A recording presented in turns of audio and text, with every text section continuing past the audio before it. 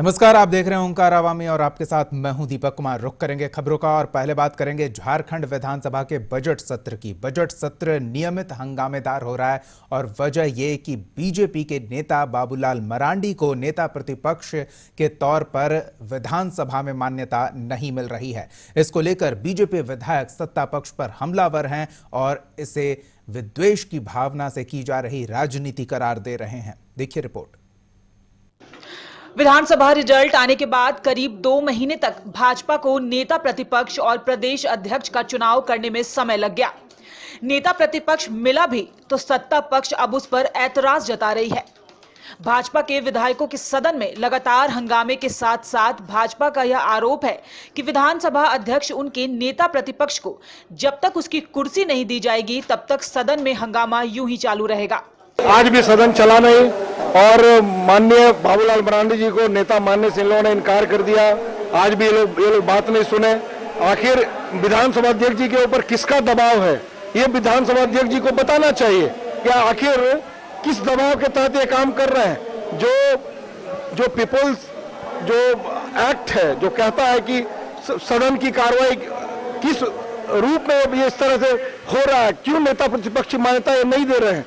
आज भारतीय जनता पार्टी लोग के विधायक बहुत मर्माहत हैं, बहुत दुखी होकर हम लोगों ने निर्णय लिया है कि हम लोग मिल करके इसका प्रतिकार करते रहेंगे जब तक बाबूलाल जी नेता घोषित नहीं किए जाएंगे। तो ये एक असहज स्थिति है विधानसभा के अंदर। बगैर नेता प्रतिपक्ष के सदन को चलाना, विपक्ष को कोऑर्डिनेट करना, विपक्ष के समस्याओं को रखना कैसे संभव है?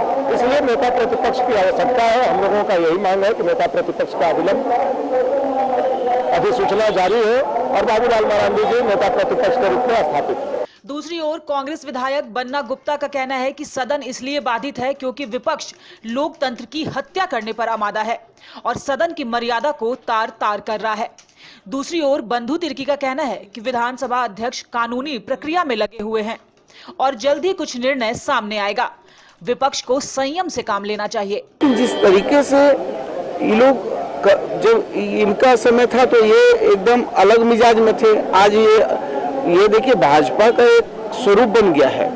पहले इन लोगों ने आदरणीय आडवाणी जी को ट्रैक से आउट किया, पंडित मुरली मनोहर जोशी जैसे विद्वान आदमी मानव संसाधन विभाग चला रहे थे, उनसे लेकर स्मृति ईरानी को दे दिया।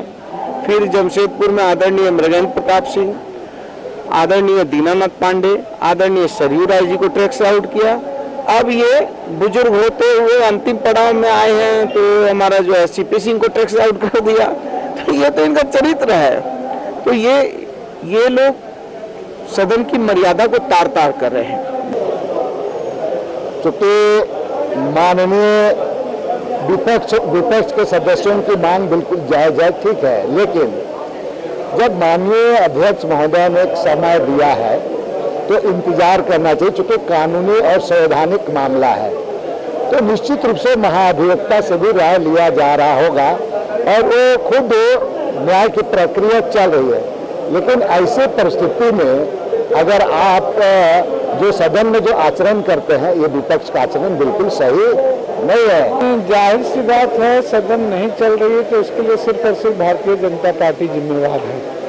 और ऐसे इशू के लिए नहीं हो रहा जिसमें कोई पब्लिक का इशू है, कोई जनता का इशू है।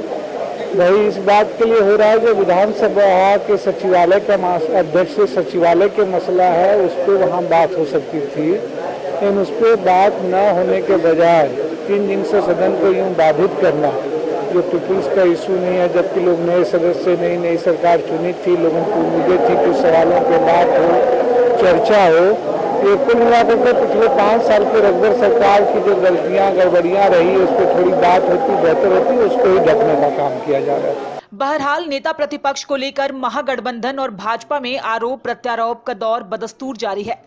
विधानसभा अध्यक्ष आखिरकार कानूनविद से सलाह लेकर क्या निर्णय लेते हैं यह देखना बेहद दिलचस्प होगा।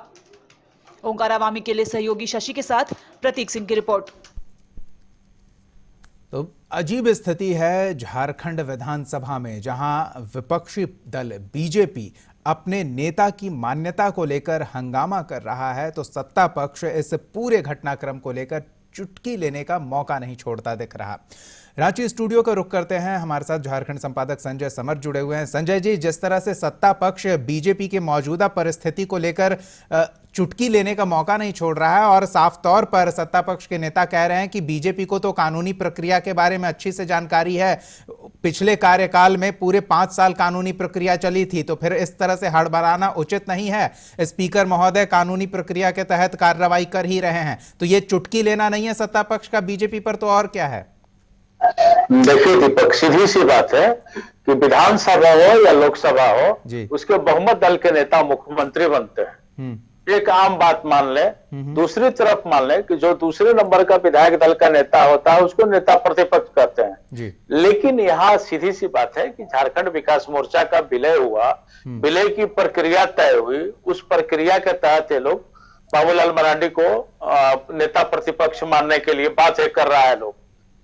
हकीकत यह है कि जब विधानसभा अध्यक्ष ने कहा है कि आप लोग इंतजार करें और समय पर यह काम किया जाएगा, मतलब क्या कानूनी प्रक्रिया है, कानूनी प्रक्रिया के तहत इसकी घोषणा की जाएगी, तो लोगों को इंतजार करना चाहिए। ये कोई जन मुद्दा नहीं है, इसे बहुत ज्यादा मुनाफा होने नहीं जा रहा है किसी पार्टी को जी। लेकिन यह तय है कि विधानसभा अध्यक्ष ने जब कहा है तो एक प्रबुद्धों की पार्टी मानी जाती है भारतीय जनता पार्टी, उनका कहना सुनना चाहिए था और समय का इंतजार करना चाहिए था। जनहित से जुड़े मुद्दे को लेकर के अगर विधानसभा बाधित होती तो कुछ गेन होता है। जनहित का तो मुद्दा है नहीं, ये तो नितांत इन लोग का व्यक्तिगत मामला है। ये सदन बाधित। लेकिन संजय जी, विधायी कार्य की अपनी भी कुछ महत्वपूर्ण परिस्थितियों में महत्वपूर्ण डेकोरम तो पूरा करना ही होता है ना, और क्या ये पूरा बजट सत्र बिना नेता प्रतिपक्ष के ही बीत जाएगा? कोई नई बात नहीं है। लोकसभा जब ऐसा निकल गया तो ये निकल जाएगा तो क्या फर्क पड़ता है। कानूनी, मैं पिछले कई दिनों से बता रहा हूं दीपक इस बात को कि ये पूरी तरह से कानूनी प्रक्रिया है। कानून के ज्ञाता इस पर क्या सलाह देते हैं, चूंकि विधानसभा अध्यक्ष या विधानसभा का जो वो कुर्सी, अध्यक्ष की कुर्सी होती है, बड़े मानिंद कुर्सी में से आती है। माननीय शब्द का उच्चारण होता है वहां से, जो भी उस आसन की ओर देख करके बात करता है तो उनका कहना मानना चाहिए। ये राजनीति का अखाड़ा बना करके अननेसेसरी इसको बर्बाद किया जाना, एक आम जनता की नजर से आप देखें दीपक, तो इस पर इंतजार करने की जरूरत है, न कि बवाल करने का जरूरत है। इस बवाल से जनता को क्या लेना देना, आप ये बता दें। जनता के पैसों का दुरुपयोग हो रहा है ये बवाल कर करके। सत्ता पक्ष को भी चाहिए कि सुचारू रूप से इसको चलने देने के लिए सर्वदलीय बैठक कर करके, सर्वदलीय बैठक बुलाया गया, विधानसभा अध्यक्ष ने बुलाया सर्वदलीय बैठक, तो सर्वदलीय बैठक में कैसे बुलाएंगे? वहां एक तकनीकी गड़बड़ी स्टैंड कर चुकी है जिसका निदान कानूनविद ही कर सकते हैं और उसकी घोषणा विधानसभा अध्यक्ष कर सकते हैं। ये देखते हैं क्या होता है इस मसले पर। हमारी नजर लगातार बनी रहेगी, लेकिन अब